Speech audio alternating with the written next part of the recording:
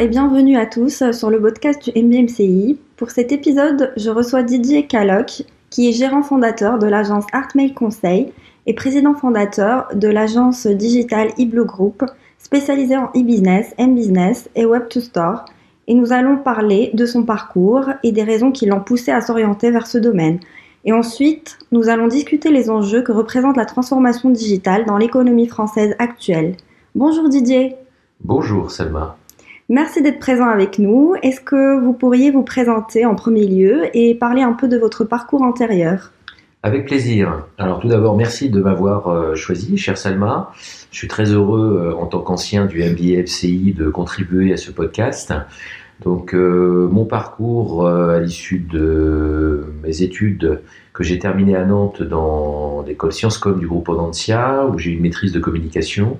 Je suis parti travailler au 7LM, directement au siège à Levallois-Perret en région parisienne à l'époque, et j'ai eu pour mission en fait d'implanter et de remplacer le dossier de crédit qui était à l'époque administré sur Minitel, et on devait me faire migrer sur ordinateur, qui apportait à l'époque un petit peu plus de fluidité, un petit peu plus de graphisme, parce que Minitel était un très bel outil pour administrer les dossiers de crédit, mais malheureusement un peu froid, et on ne pouvait pas, lorsqu'une erreur était faite en cours de route, revenir en arrière, il fallait repartir à zéro.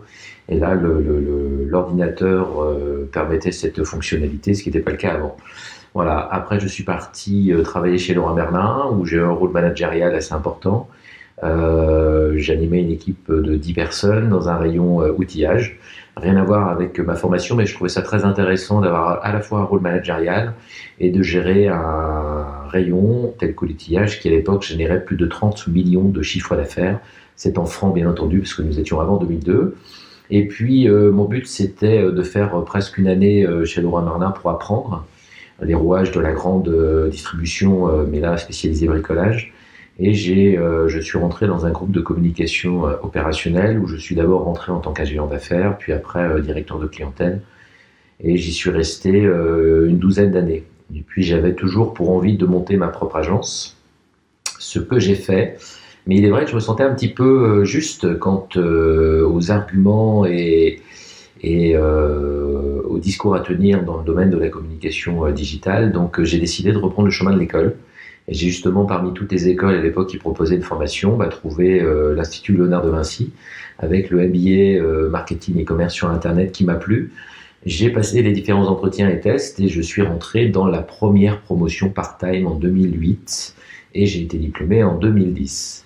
Voilà, donc depuis, j'ai créé une seconde agence avec l'une des personnes que j'ai rencontrées d'ailleurs lors du MBMCI, qui s'appelle Patrick Boutevin, qui est mon aîné de plusieurs années, un petit peu plus de 10 ans très concrètement, et nous avons créé une agence qui s'appelle l'eBlue Group. Au départ, cette agence avait l'acronyme qui était assez incompréhensible, s'appelle e-Business Leading Online Optimization, qui n'est ni plus ni moins que l'explication de l'acronyme eBlue.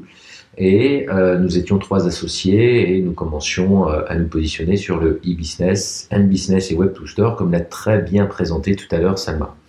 Voilà, donc depuis, écoutez, on a fait grossir l'agence, on a quelques collaborateurs. Pour ma part, je donne des cours dans 2 groupes de business school, donc le groupe Planeta dans lequel vous avez l'ESSELSCA, EDC, Sport Management School et Subdelux, et le groupe ESSEC dans lequel j'interviens aussi bien à Cergy auprès des masters spécialisés qui sont en marketing, management et digital qu'auprès d'adultes au CNIT. Et là, j'interviens sur un module de 6 jours. Et dans ces 6 jours, j'en anime 5. Donc ça va de la stratégie digitale au e-commerce et on termine par les nouveaux business models. Voilà. Par ailleurs, donc, je me suis fait récemment certifier coach, à la fois individuel et collectif, sur un modèle et d'algorithmique qui s'appelle TIP de la société FDF et consultant pour Premium Peers, qui est un complément de tout ce que je fais déjà et qui me permet de jouer le rôle du coach pour justement restituer des postures managériales, des postures de gestion de projet ou des postures de vente à l'aide de cet outil, donc TIP, qui est un algorithme qui met en situation les candidats sur 240 à 300 questions et avec un niveau de conviction. Voilà. Donc je suis aujourd'hui certifié et ambassadeur TIPS depuis le tout début février. Voilà, j'espère ne pas avoir été trop long, Salma. Non, pas du tout. Et pourquoi ce choix du digital? Pourquoi avez-vous choisi d'en faire une carrière et surtout en conseil en stratégie digitale? Alors, comme je l'ai dit tout à l'heure, j'ai commencé moi ma carrière au CTLM où ma première expérience a été justement de migrer donc une solution, j'ai envie de dire, de télématique Minitel vers l'ordinateur. J'étais dans un des premiers départements digital du CTLM. Et donc, cette expérience a été riche et m'a donné envie justement de poursuivre. Et on était à l'époque avant 2000, donc c'était déjà avant la bulle Internet, mais il y avait déjà quelques sociétés qui se positionnaient. Et ça m'a plu, mais pour autant, je ne voulais pas rester au CTLM parce que pour pouvoir rester dans ce département, il me proposait d'aller sur le terrain ou alors de faire du recouvrement, ce qui n'était pas du tout ce que je voulais faire. Par conséquent, j'ai eu une opportunité, comme j'ai dit tout à l'heure, d'aller chez Leroy Merlin, où j'ai pu apprendre un certain nombre de choses avant de revenir dans le monde de l'agence et de la communication visuelle, opérationnelle et digitale. D'accord. Et comment pouvez-vous nous définir la stratégie digitale? Alors, la stratégie digitale, pour ma part, avant déjà d'en définir une, il est important de faire une analyse et un diagnostic de l'existant. C'est-à-dire qu'il est important de faire un audit ou une analyse de l'entreprise là où elle se situe à un instant T, avant de définir une stratégie. D'ailleurs, la stratégie, pour ma part, il est nécessaire de définir les cibles et les objectifs par cible avant de formaliser la stratégie. Il est donc important de définir des objectifs, qu'ils soient de communication digitale ou marketing. Donc, je donne 3 exemples dans la communication. Ça peut être augmenter la notoriété de l'entreprise, ses produits ou ses services, valoriser l'image de marque, ou alors de faire que les consommateurs aient une préférence de marque liée à ses produits et services. Par ailleurs, sur un plan marketing, ça va être soit de générer des leads qualifiés pour les transformer en clients, donc c'est de vendre, et puis pour finir, une fois qu'on les a acquis comme clients, il faut générer du réachat, et là on est plutôt dans des objectifs généraux de type marketing. Donc pour répondre à la question, une stratégie digitale, encore une fois, on ne peut pas comme ça la sortir aussi distinctement et aussi facilement que ça. Il y a une analyse, j'ai envie de dire, de l'existant, avec un benchmark digital et un benchmark de marché. Il faut redéfinir les objectifs, toujours en fonction des cibles à viser. Et si ces cibles ils n'existent pas, c'est là qu'il est important de définir des personas. Et une fois qu'on a fait ce travail, on va pouvoir mettre en place et formaliser une stratégie digitale qu'on va mettre en place. Et je m'appuie là cette fois-ci sur quelques cours que je donne à ce sujet. Et en général, je propose de prendre une méthodologie que j'appelle BOSS-PAC. D'accord. Alors, la méthodologie BOSS-PAC, comme on peut le voir, dans la partie BOSS, il y a la partie stratégique, et dans la partie PAC, c'est la partie opérationnelle. Alors, dans le BOSS, on va reprendre justement l'analyse de l'existant, et on va définir en fait un but ou les enjeux, c'est le fameux B en question. Le O correspond aux objectifs, mais par cible, et c'est là qu'il faut bien définir les cibles qu'on souhaite toucher, et le S, ça va être la stratégie. Et une fois qu'on a défini la partie stratégique des éléments, on va pouvoir mettre en place le PAC. Et le PAC, ça va être le plan dans lequel on va définir le budget, le planning qui va nous aider à construire la roadmap, et bien entendu derrière les axes principaux qu'on va retenir. Le A de PAC correspond aux actions qu'on va mettre en place, dans des actions e-marketing ou les leviers web marketing, peu importe, qui correspondent à la stratégie. Et pour finir, le C correspond au contrôle. Et qu'est-ce que le contrôle ? C'est la définition des indicateurs de performance qu'on va définir au regard des objectifs à atteindre et en secondaire des actions qu'on a décidé de mettre en œuvre. D'accord. Et qu'est-ce que vous pensez en fait pour vous, quelle est la place ou le positionnement de la France dans le monde du digital par rapport aux autres pays européens selon vous ? Alors, la France, sur un plan digital, continue à progresser. Maintenant, il est vrai que l'Europe, si je veux d'abord resituer la France dans l'Europe et après l'Europe par rapport au monde, on a quand même beaucoup de retard par rapport aux États-Unis qui ont quand même de gros mastodontes que beaucoup de gens connaissent, et je pense que les internautes ont déjà entendu parler. On parle des GAFA, mais j'irais même aux GAFAM. Donc, il y a Google, Amazon, Facebook, Apple et Microsoft qui a récemment effectivement intégré les GAFA, tout simplement parce que Microsoft a racheté aussi LinkedIn et donc collecte aujourd'hui des données très intéressantes sur les individus via LinkedIn. De l'autre côté, avant de parler de la Chine, on a aussi les Natu. Alors les Natu, donc c'est Netflix, Airbnb, Tesla et Uber, qui sont aussi des acteurs secondaires, mais qui eux aussi, dans leur ADN, ont le digital vraiment d'ancré avec la data qui nourrit leur réflexion, leur stratégie, et qui vient d'ailleurs très souvent disrupter le marché. Et ils savent se remettre en question très rapidement.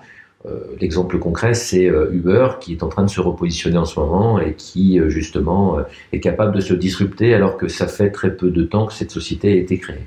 Et puis de l'autre côté, on a la Chine qui avec les BATS, donc les Baidu, les Alibaba, les Tencent, les BATS, je rajoutais le H, c'est en ce moment en plein dans l'actualité géopolitique qui est la nôtre, y compris en France. Donc c'est Huawei avec la 5G. Et puis il faut venir Xiaomi qui est un peu le pendant de Apple, mais qui lui va plus loin parce que c'est un équipementier de trottinettes, d'aspirateurs, etc. en tout genre. Bref, de gros acteurs qui sont importants et qui trustent de plus en plus des parts de marché dans le monde. Bref, pour revenir à la France, j'irais deux choses. Donc la France rayonne plus ou moins bien. Si on prend sur un plan e-commerce, on en parlera peut-être un peu plus tard, se défend plutôt moins bien. Le premier acteur en Europe de l'e-commerce, c'est l'Angleterre, et loin devant, avec plus de 175 milliards de chiffre d'affaires par an. En deuxième position, nous avons la France et l'Allemagne qui se situent à plus de 100 milliards, donc ils sont pas très loin, mais ils sont voilà. Donc la France, c'est plutôt dans le trio de tête, ça c'est une bonne chose. Sur un plan digital tout court, depuis l'arrivée du nouveau président, je pense qu'il a essayé de mettre en œuvre justement un certain nombre de politiques œuvrant pour la création de start-up et une certaine dynamique, donc c'est plutôt bien et j'espère qu'on va continuer dans cette voie, mais il est vrai qu'on a quand même du retard par rapport à certains acteurs mondiaux.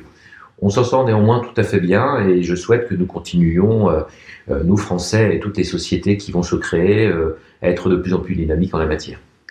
Donc, à votre avis, les Français sont sensibles au commerce électronique et sont plus ou moins intéressés à acheter sur Internet? Alors, comme j'ai dit précédemment, j'ai donné quelques chiffres. Effectivement, la France, en effet, chaque année grandit. Alors, il faut savoir qu'avant la France, en première position, il y avait l'Angleterre, après l'Allemagne et après la France. La France grignote des parts de marché et il semble-t-il, au dernier chiffre sorti de la FEVAD, donc la FEVAD, c'est la Fédération électronique de vente à distance, qui chaque année sort en fait tout simplement les chiffres consolidés du e-commerce en France. La France s'en sort plutôt bien en e-commerce. Les consommateurs sont habitués aujourd'hui. Les consommateurs effectivement consomment. On a d'ailleurs, nous, en 2019, passé la barre des fameux 100 milliards avec 103,4 milliards de chiffre d'affaires réalisés. On a un nombre de transactions qui augmente d'année en année. D'ailleurs, ce chiffre d'affaires, ça fait plus de 10 ans que cette croissance est à deux chiffres. Donc ça veut dire que nous sommes sensibles au e-commerce. Et aujourd'hui, toutes les générations confondues d'ailleurs achètent sur Internet. La seule chose, c'est qu'on n'achète pas forcément tous les produits sur Internet, mais le premier point de contact, en tout cas, il est digital. Et très souvent, c'est d'abord là que nous allons pour aller nous renseigner, nous informer et être sensibilisés sur les produits, services des marques qui sont présentes aussi sur Internet. D'accord. Et donc, comment ces consommateurs sont-ils réellement influencés? Est-ce que les réseaux sociaux influencent-ils réellement le comportement d'achat des consommateurs français en premier? Ou qu'est-ce que vous en pensez par rapport à ça? Alors les réseaux sociaux, on en parle et il y a même des ouvrages et des livres qui ont été écrits sur le sujet. Les réseaux sociaux sont-ils un danger pour la démocratie, etc. Donc on voit qu'aujourd'hui, et surtout pour les jeunes, donc cette jeune génération, on va dire des millennials, c'est la génération Z qui arrive, est présente dans les réseaux sociaux. Sauf que les réseaux sociaux, en fonction de la tranche d'âge, la consommation et l'usage ne sont pas les mêmes. Donc oui, les réseaux sociaux ont une certaine part d'influence. D'ailleurs, aujourd'hui, on dit que Instagram est le réseau social des influenceurs, donc il influence par défaut un certain nombre de personnes. C'est pour ça qu'on parle de ROI, mais au lieu de faire un ROI marketing, là, cette fois-ci, c'est un retour sur influence, return of influence, et Instagram est un des réseaux sociaux qui influence beaucoup les gens. On a par ailleurs, on peut dire que Pinterest influence aussi, mais cette fois-ci, on va plutôt que parler d'influence, on va parler d'inspiration. Donc on est aussi sur un ROI, on est sur retour sur inspiration. Donc oui, les réseaux sociaux, j'ai parlé de deux réseaux sociaux, Instagram et Pinterest, même si Facebook est en perte de vitesse, ça reste encore aujourd'hui le plus gros réseau social qui soit au monde, où beaucoup de gens ont des comptes, même si on y passe moins de temps, on y va moins souvent.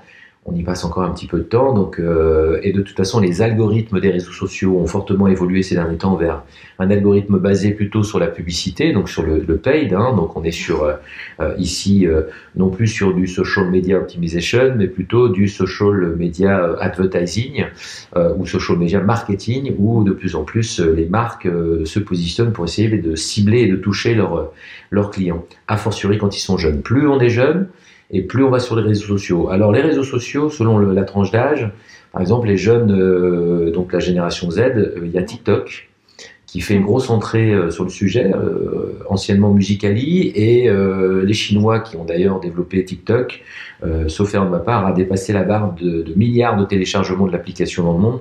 Donc à dire que c'est un prochain un réseau social influent, je pense que ça sera aussi un réseau social influent.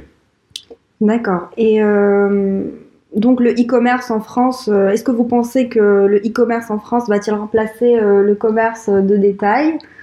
Alors, j'ai donné quelques chiffres. Alors, pourquoi je me permets de donner quelques chiffres? Je donne des cours sur le sujet, donc c'est vrai que c'est un petit peu frais à mon esprit. D'après la génération Z qui utilise régulièrement les réseaux sociaux, voilà. Est-ce que prochainement le e-commerce va-t-il remplacer le commerce de détail? Alors, selon les derniers chiffres aujourd'hui, comment je peux dire? Je vais répondre de différentes manières. Donc, la première chose déjà, c'est que le commerce de détail, si on veut situer dans les derniers chiffres donnés par la FEVAD, ça représente encore plus de 90% des achats effectués par les consommateurs français. Donc, le e-commerce a avoir une croissance à 2 chiffres depuis plus de 10 ans.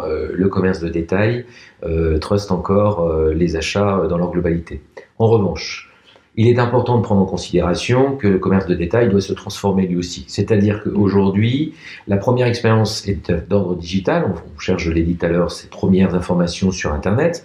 Et que derrière, ce qu'on cherche à avoir en magasin, donc en commerce de détail, c'est de vivre une expérience. Oui. C'est-à-dire qu'aujourd'hui, on ne cherche plus un magasin classique, on cherche un magasin dans lequel on va vivre une expérience, dans lequel on va justement, là aussi, rechercher ce qu'on commence à découvrir sur Internet. Donc, une expérience favorable, fluide, et on arrive justement dans le commerce de détail à avoir du phygital, donc c'est-à-dire que le digital même intègre aujourd'hui les boutiques avec la fluidité des paiements, donc des paiements sans contact, des paiements sans caisse. On voit Amazon Go qui va arriver où il n'y a plus de caisse, c'est des caisses automatiques. Donc le digital aussi intègre aujourd'hui et arrive en boutique et est en train de transformer justement les choses de façon digitale, le commerce de détail.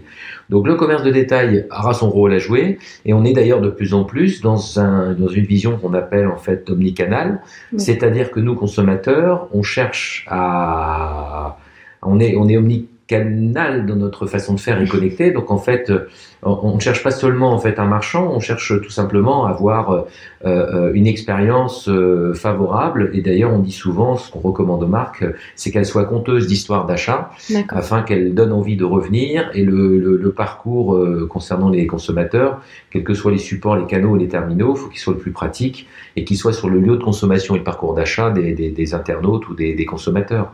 Donc il faut avoir une vision omnicanale quand on souhaite s'adresser à un consommateur aujourd'hui. Pourquoi? Parce que ce dernier, il l'est, tout simplement. Donc que ce soit sur ordinateur, que ce soit en magasin, voire même sur mobile, j'ai envie de dire l'ordinateur est souvent celui sur lequel on va chercher les premières informations. Le magasin, c'est là où on va vivre une expérience. Et le mobile, c'est celui qui va nous rapprocher et jouer la proximité des deux. Voilà, donc tout est complémentaire et aujourd'hui, même si le e-commerce progresse, je pense que le commerce de détail a un grand avenir devant lui, à la condition qu'il se réforme et qu'il se transforme pour arriver petit à petit sur du phygital. D'accord, donc le commerce de détail, en gros, c'est une complémentarité au e-commerce et ça permet de vivre l'expérience et inciter les visiteurs à vivre l'expérience client et acheter davantage. Exactement. D'ailleurs, je reprendrai juste une chose, vous avez peut-être entendu parler, donc je m'adresse aux internautes, mais également aux étudiants du MBA MCI qui font partie de ma communauté. Vous avez sans doute entendu parler du comportement d'achat que nous avons, donc le ROPO, qui est Research Online Purchase Offline, donc je recherche sur Internet et je vais acheter en magasin, mais ça c'est un des comportements. Il y a aussi le full digital, donc je commence une recherche sur Internet et je conclue la vente ou là plutôt l'achat sur Internet. Il y a le full store, donc il y a encore des produits ou des services qui ne s'achètent qu'en magasin, et j'ai pas forcément vocation à aller voir d'abord sur Internet ce qu'il en est.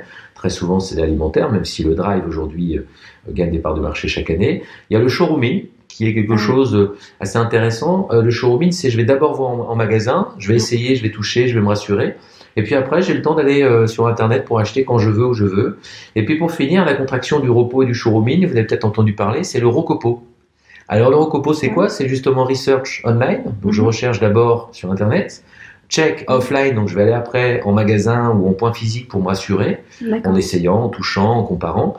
Et puis pour finir, le ROCOPO, le pot qui reste, c'est purchase cette fois-ci online, et j'achèterai à un moment donné sur Internet, parce qu'encore une fois, je suis pas pressé. Voilà. Ouais, c'est vrai que même sur place, on peut vivre l'expérience digitale, même en magasin, avec des intelligences artificielles qui permettent de customiser ce qu'on veut acheter, par exemple pour le secteur d'habillement, tout ce qui est magasin d'habillement. Oui, tout à fait. Partage. Et les Chinois d'ailleurs sont très très avancés sur le sujet. On n'entend pas beaucoup parler d'eux, mais d'un point de vue technologique, je peux vous assurer qu'ils vont très très loin et ils ont un temps d'avance, en tout cas, même sur l'économie américaine. D'accord. Et sinon, à votre avis, quels sont les obstacles ou les défis que rencontrent les entreprises françaises dans leur transformation digitale? Alors, comme je l'ai un petit peu dit en introduction, la transformation digitale est un gros mot. C'est-à-dire qu'aujourd'hui, on entend ça un peu partout. J'ai eu pour chance d'intervenir dans une société qui s'appelle SQLI, qui est une ancienne SS2I qu'on appelle maintenant une ESN. Alors, une ESN, c'est une entreprise numérique de services. Et j'ai effectué une mission justement de transformation digitale ou d'accélération de transformation digitale à destination de l'équipe commerciale. Donc l'équipe commerciale dans ce groupe, c'était justement de les accompagner pour elle aussi se transformer. C'est-à-dire que les commerciaux aujourd'hui en B2B n'ont plus du tout la même approche qu'avant. C'est-à-dire que pour toucher un client en termes de développement, c'est de plus en plus dur avec les plateformes de boîtes vocales, éventuellement les gens qui font encore barrage pour toucher Donc on utilise de plus en plus de social selling, d'autres stratégies d'inbound marketing avec des contenus à forte valeur ajoutée sur Internet afin que nos clients cette fois-ci viennent à nous. D'ailleurs, dans les statistiques B2B, de plus en plus de clients cherchent leur fournisseur avant même que le fournisseur ait trouvé son client. Et pour cela, il faut avoir une bonne présence digitale et que les discours que vous teniez valorisent l'entreprise, les produits et services qui sont les vôtres, parce que vos clients n'ont plus vraiment envie d'avoir des commerciaux en face d'eux, mais des gens qui ont une certaine connaissance des produits et services. Donc il est vrai que cette transformation digitale est de différentes manières.